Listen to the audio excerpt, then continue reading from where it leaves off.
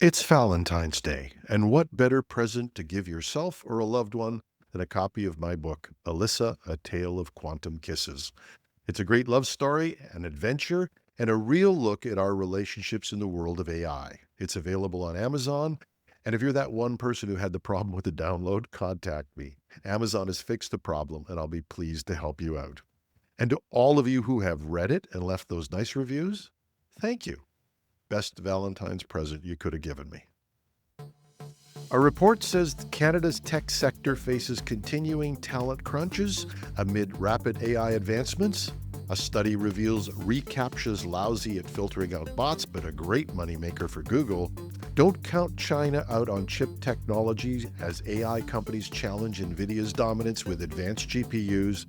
Canada achieves a new fusion milestone, bringing commercial reactors a step closer, and Larry Ellison, the man who said that more surveillance by AI would keep us on our best behavior, proposes we should have a centralized national data repository with all your data.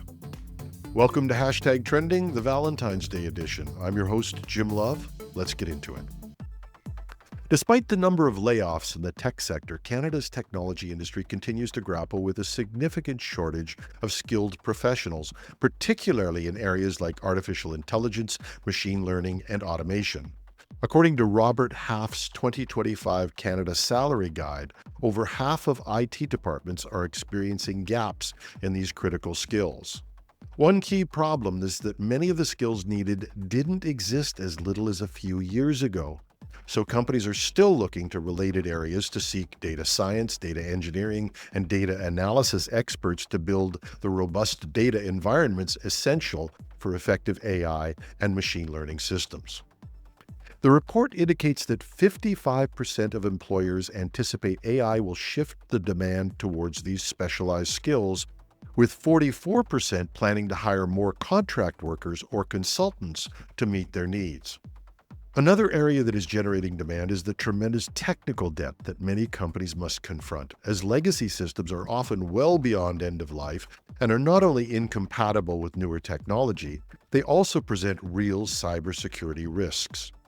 And what the report doesn't cover is that many of the skills that are required are precisely what advanced AI technology is planning to replace, with Sam Altman, for example, promising that the next few months will produce coding expertise from ChatGPT that will equal that of the most expert programmers.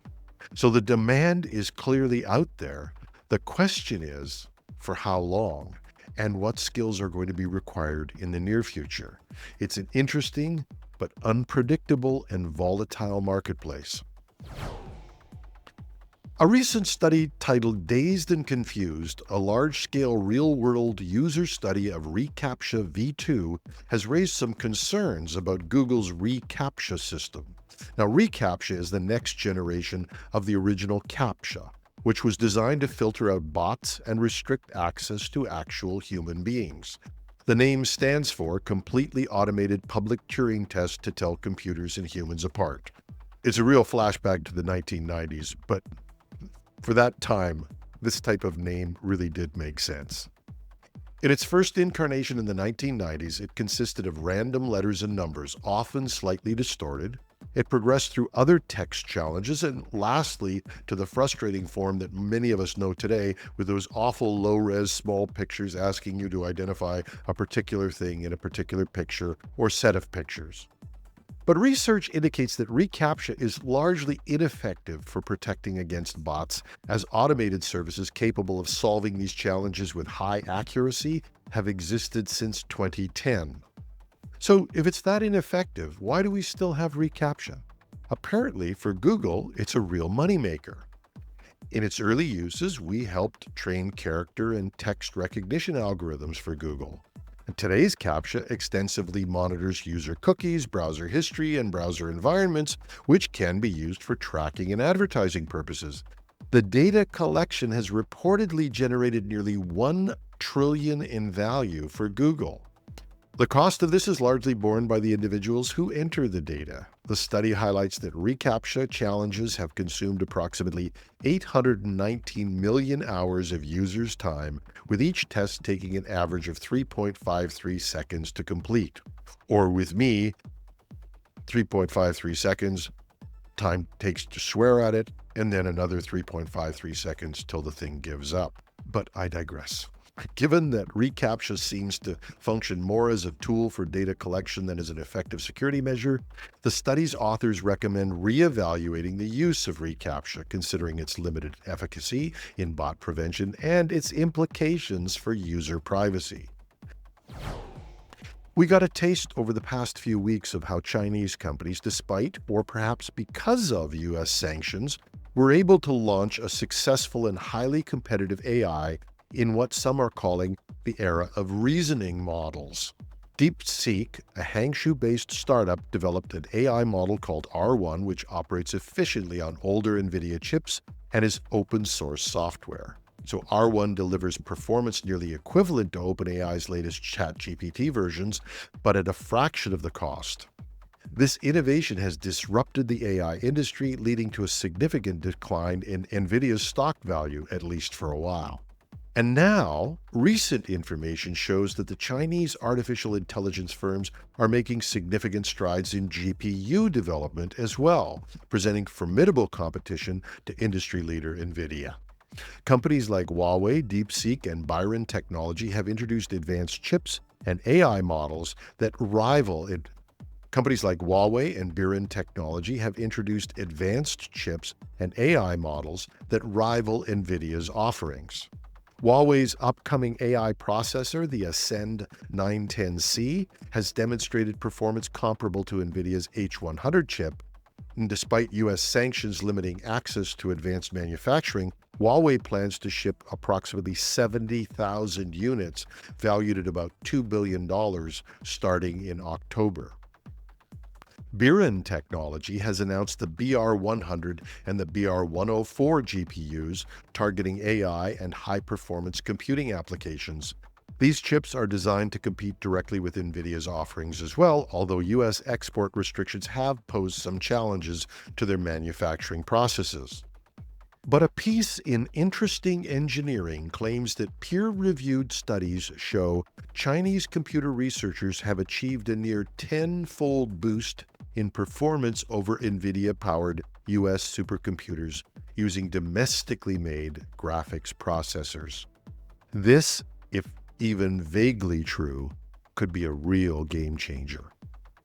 Nvidia is already facing competition from many sources. Google, AWS, and Microsoft have been planning their own chips, and even OpenAI recently announced that it would be moving forward with a new chip offering as well. China's rapid progress in AI hardware is just one more challenge to Nvidia's market dominance, but potentially it also challenges the dominance of the US, both in AI software and hardware development. In yet another surprising technology breakthrough this week, Canadian company General Fusion has set a new benchmark in nuclear fusion research by generating over 600 million neutrons per second using what they call magnetized target fusion.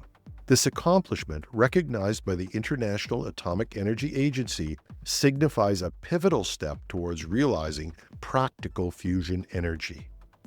In their recent plasma compression series experiments, General Fusion demonstrated that their high-performing plasmas remained stable and maintained their magnetic flux during compression. What does this mean? These results confirm the practicality of this approach and de-risk the company's approach to achieving higher fusion yields.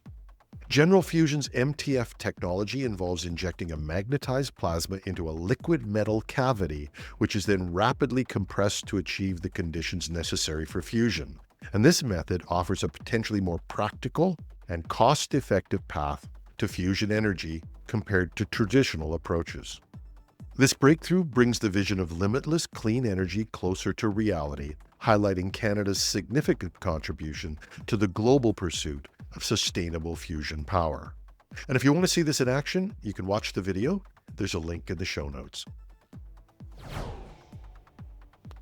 And finally, Oracle founder Larry Ellison has proposed that governments consolidate all national data, including genomic information, into a unified database to enhance AI-driven services and security. Speaking at the World Government Summit in Dubai, alongside former UK Prime Minister Tony Blair, Ellison emphasized the transformative potential of artificial intelligence across various sectors. Ellison advocates for aggregating diverse data types, such as spatial, economic, healthcare records, and infrastructure details into a single repository.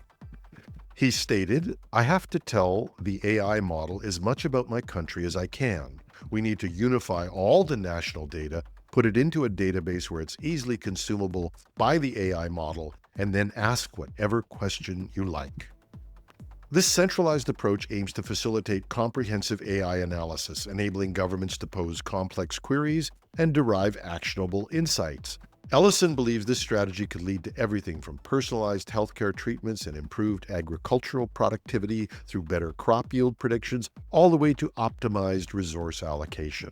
However, the proposal raises some significant privacy and security concerns. Ellison had previously expressed support for real-time surveillance. In a 2024 Oracle Financial Analyst Conference, he stated that continuous observation analyzed by AI would keep everyone on their best behavior. So it's easy to understand why critics would argue that such extensive data consolidation could lead to pervasive surveillance and potential misuse of personal information. The recent concerns about Elon Musk's Doge team having access to federal payment information shows the idea of governments having information about citizens is concerning, to say the least. But when that data becomes all data and is accessible to a government-controlled AI, the potential for misuse is raised exponentially. So as governments consider integrating AI into public services, it's crucial to weigh the benefits of a data-driven insight against the risks of centralized data repositories. Robust data governance frameworks and stringent privacy protections will be essential to ensure that technological advancements do not compromise individual rights. And that's our show for today. Project Synapse returns this weekend, and the team explores what questions a CEO or senior exec should be asking about AI. Join us on Saturday morning with your morning coffee or whenever you listen to long-form podcasts. And you don't have to send me a Valentine, but this love, Jim Love, would like to hear from you with your comments, suggestions, and even things we can do better.